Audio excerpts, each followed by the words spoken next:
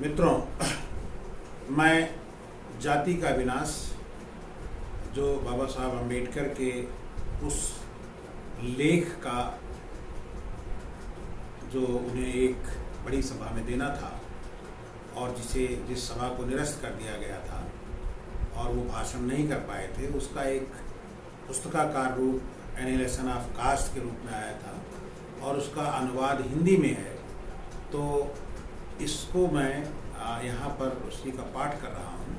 तो उसका जो तीसरा पॉइंट है उसको मैं यहाँ पे पढ़ रहा हूँ। आर्थिक सुधार के लिए सामाजिक सुधार क्यों आवश्यक है।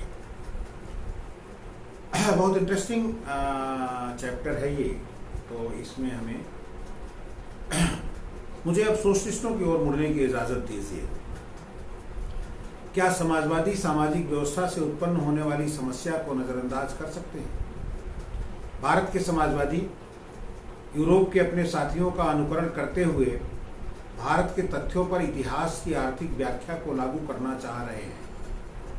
वे प्रतिपादित करते हैं कि मनुष्य एक आर्थिक प्राणी है, उसकी गतिविधियां और आकांक्षाएं आर्थिक तथ्यों से बधी हैं और संपत्ति ही शक्ति का एकमात्र स्रोत है। इसलिए वे यह शिक्षा देते हैं कि राजनीति और सामाजिक सुधार एक विराट भ्रम है और किसी भी अन्य सुधार के पहले जरूरी है कि संपत्ति की बराबरी लाकर आर्थिक सुधार किया जाए। इन तीन तर्कों पर ही समाजवादियों की यह धारणा टिकी हुई है कि आर्थिक सुधार को दूसरे सभी सुधारों की तुलना में प्राथमिकता देनी चाहिए और इनमें से प्रत्येक तर्क पर बहस की जा सकती है। कोई जवाब दे सकता है कि आर्थिक प्रेरणा ही एकमात्र प्रेरणा नहीं है जो मनुष्य को संचालित करती है। आर्थिक शक्ति ही शक्ति का एकमात्र प्रकार है, यह मानव समाज का कोई भी विद्यार्थी स्वीकार नहीं कर सकता। किसी व्यक्ति की सामाजिक स्थिति अक्सर अपने आप में शक्ति और सत्ता का स्रोत कैसे बन जाती है, यह उस प्रभाव से स्पष्ट है जो महात्मा लोग आम आदमी के मानस पर छोड़ते हैं। भारत में करोड़पति क्यों फूटी कौड़ी भी नहीं रखने वाले साधुओं और फकीरों की आज्ञा का पालन करते हैं? भारत के करोड़ों दरिद्र लोग क्यों अपने छोटे मोटे गहने बेचकर, जबकि उनके पास यही एकमात्र संपत्ति होती है, बनारस और मक्का जाते हैं? धर्म शक्ति का स्रोत है। इसके तमाम उदाहरण भारत के इतिहास में मिलते हैं, जहां जनधारणा पर पंडों पुजारियों की पकड़ अक्सर मजिस्ट्रेट से भी ज़्यादा होती है और जहां हर चीज़, यहाँ तक कि हड़ताल और चुनाव भी इतनी आसानी से एक धार्मिक मोड़ ले लेते हैं और इतनी ही आसानी से उन्हें एक धार्मिक मोड़ दिया जा सकता है। मनुष्य पर धर्म की शक्ति या सत्ता के एक और उदाहरण के रूप में रोम के प्लेबियंस का मामला लें। यह इस मुद्दे पर बहुत अच्छी तरह प्रकाश डालता है। प्लेबियंस ने रोमन गणराज्य के तहत सर्वोच्च कार्यपालिका में अपना हिस्सा हासिल करने की लड़ाई लड़ी, जिसके परिणामस्वरूप कामिटिया सेंचुरियात, जो उन्हीं की असेंबली थी, द्वारा गठित एक पृथक मतदाता मंडल द्वारा निर्वाचित एक प्लेबियन काउंसिल उन्हें उपलब्ध हुआ। वे अपना काउंसिल सरकार द्वारा नियुक्त अधिकारी इसलिए चाहते थे कि उन्होंने महसूस किया था कि पेट्रिशियन काउंसिल प्रशासनिक कामकाज में प्लेबियंस के खिलाफ भेदभाव करते थे। स्पष्टतः उन्हें एक बड़ा लाभ प्राप्त हुआ था, क्योंकि रोम के रिपब्लिकन संविधान के तहत एक काउंसिल के पास दूसरे काउंसिल के काम को वीटो लगाकर रद्द करने का अधिकार था। लेकिन क्या वास्तव में प्लेबियंस को कुछ हासिल हुआ? इस प्रश्न का उत्तर निश्चय ही नकारात्मक है। प्लेबियंस को कभी एक ऐसा प्लेबियन काउंसिल नहीं मिला जिसे एक मजबूत आदमी कहा जा सकता था और जो पेट्रिशियन काउंसिल के प्रभाव से स्वतंत्र होकर काम कर सकता था। सामान्य प्रक्रिया में प्लेबियंस को एक मजबूत प्लेबियन काउंसिल मिल जाना चाहिए था, क्योंकि उसका चुनाव प्लेबियंस के एक अलग मतदाता मंडल द्वारा किया जाता था। प्रश्न यह है कि वे अपने काउंसिल के रूप में काम करने के लिए एक मजबूत प्लेबियन हासिल करने में क्यों विफल रहे। इस सवाल का उत्तर यह उद्घाटित करता है कि धर्म आदमियों के दिमाग पर कितनी मजबूती से राज करता है। समस्त रोमन समुदाय के बीच यह एक स्वीकृत आस्था थी कि कोई भी सरकारी अधिकारी अपने पद के कर्तव्यों पर तब तक अमल नहीं कर सकता था जब तक डेल्फी की आकाशवाणी न हो कि वह देवी को स्वीकार्य है। डेल्फी की देवी के मंदिरों की व्यवस्था जिनके हाथ में थी, वे सभी पुजारी पेट्रिशियन थे। इसलिए जब भी प्लेबियंस ने एक ऐसे काउंसिल का चुनाव किया जिसकी ख्याति एक मजबूत पार्टीमैन और पेट्रिशियंस के विरोधी की थी, अथवा भारत में इन दिनों प्रचलित शब्द का इस्तेमाल करें तो कम्युनल की थी, हमेशा यही आकाशवाणी हुई कि वह देवी को स्वीकार्य नहीं है। लेकिन ध्यान देने योग्य बात यह है कि प्लेबियंस ने खुशी खुशी खुद को धोखा दिया, क्योंकि वे भी पेट्रिशियंस की तरह दृढ़ता से मानते थे कि कोई अधिकारी अपना कर्तव्य पालन शुरू करे। इसके पहले इस शर्त का पालन जरूरी है कि देवी की मंजूरी मिल जाए, यानी लोगों द्वारा उसका चुनाव पर्याप्त नहीं था। यदि प्लेबियंस ने दलील दी होती कि चुनाव पर्याप्त है और देवी द्वारा उसका अनुमोदन जरूरी नहीं है, तो वे उन राजनीतिक अधिकारों का पूरा फायदा उठाते जो उन्होंने प्राप्त किए थे। लेकिन उन्होंने ऐसा नहीं किया।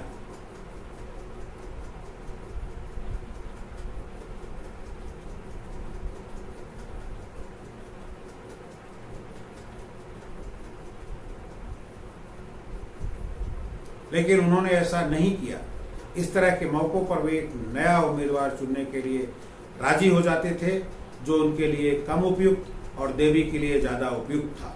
और वह देवी के लिए ज़्यादा था, इसका मतलब यह था कि वह पेट्रिशियंस के लिए ज़्यादा उपयुक्त था। धर्म को छोड़ने की बजाय प्लेबियंस ने उस भौतिक लाभ को छोड़ दिया जिसके लिए उन्होंने कठोर संघर्ष किया था।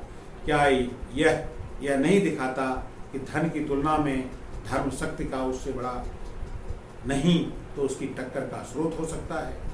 समाजवादियों की वैचारिक भूल यह मानकर चलने की है कि चूंकि यूरोप में समाज में संपत्ति ही शक्ति के स्रोत के रूप में प्रमुख है, तो भारत पर भी यही नियम लागू होता है, या यही नियम अतीत में भी यूरोप पर लागू होता था।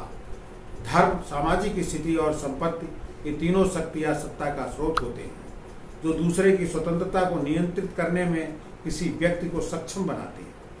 फर्क सिर्फ इतना ही है कि इतिहास के किसी चरण में एक प्रमुख हो उठता है तो किसी चरण में दूसरा। यदि स्वतंत्रता ही आदर्श है, यदि स्वतंत्रता का अर्थ यह है कि एक आदमी का दूसरे आदमी पर नियंत्रण खत्म हो जाए, तब स्पष्टतः इस पर जोर नहीं दिया जा सकता कि आर्थिक सुधार ही एक ऐसा सुधार है जिसके लिए प्रयास किया जाना चाहिए। किसी खास समय में या किसी खास समाज में शक्ति का स्रोत जब वास्तविक और धार्मिक दोनों है, तब सामाजिक सुधार और धार्मिक सुधार दोनों को ही सुधार के आवश्यक स्वरूप में स्वीकार करना होगा।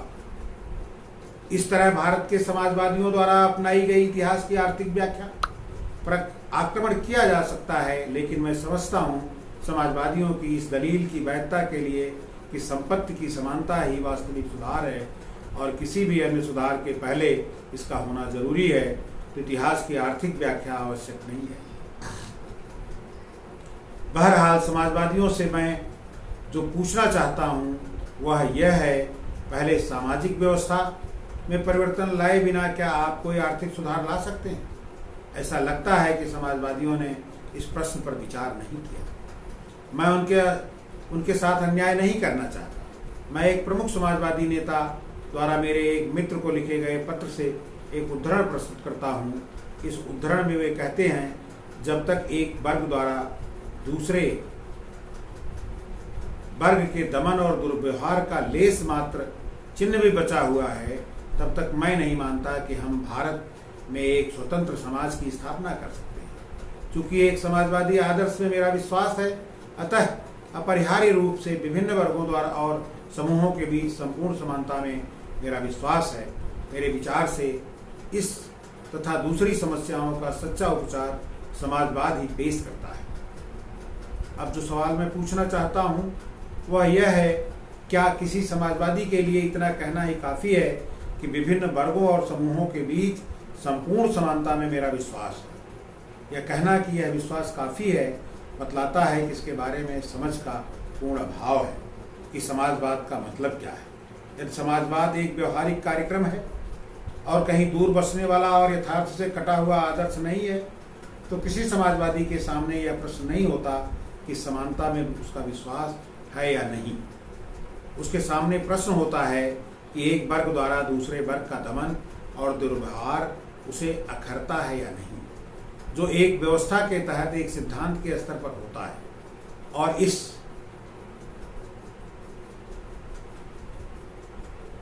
तरह जुल्म और अत्याचार को वह अनुमति देता है कि एक वर्ग को दूसरे वर्ग से अलग रखा जा सके। अपनी बात को पूरी तरह स्पष्ट करने के लिए मुझे यह विश्लेषण करने दें कि समाजवाद को हासिल करने में कौन कौन से कारक शामिल होते हैं।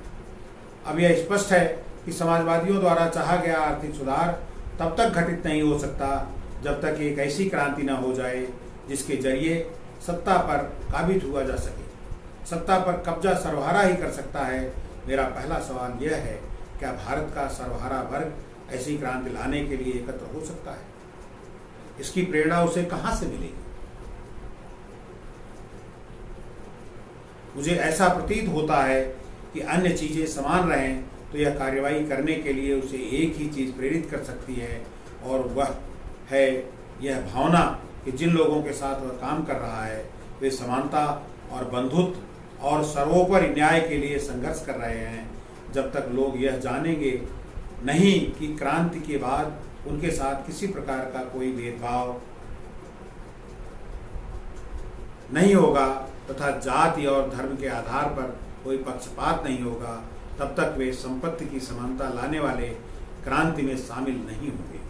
मुझे विश्वास है कि क्रांति का नेतृत्व करने वाले समाजवादी का यह आश्वासन काफ़ी नहीं है कि जाति में उसकी आस्था नहीं है। यह आश्वासन ऐसा होना चाहिए जिसकी नींव और अधिक गहरी, अर्थात व्यक्तिगत समानता और बंधुत्व की भावना से उत्पन्न एक दूसरे के प्रति हम वतनों के नज़रिए से पैदा होने वाला आश्वासन। क्या यह कहा जा सकता है कि भारत का सर्वहारा जो निर्धन है, अमीर और गरीब के बीच के फर्क को छोड़कर किसी और फर्क को मान्यता नहीं देता?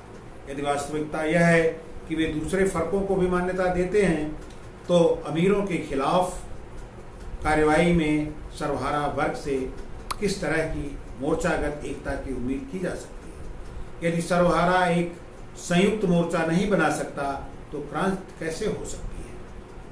अगर तर्क के लिए यह मान लिया जाए कि किस्मत की मेहरबानी से क्रांति हो गई और समाजवादी सत्ता में आ गए, तो क्या उन्हें भारत में प्रचलित एक खास तरह की सामाजिक व्यवस्था से पैदा होने वाली समस्याओं का सामना नहीं करना पड़ेगा?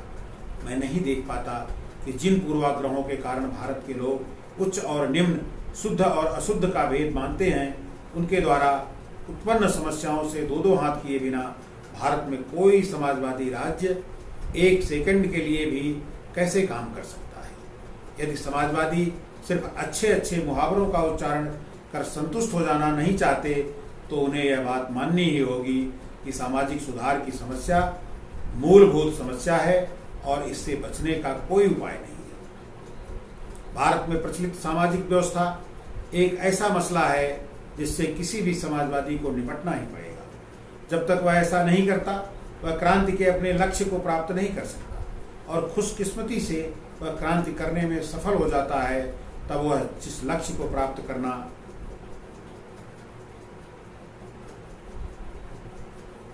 चाहता है उसके लिए सामाजिक व्यवस्था से उसे मोर्चा लेना होगा। यह एक ऐसा प्रस्ताव है जिस पर मेरे विचार से कोई विवाद नहीं हो सकता।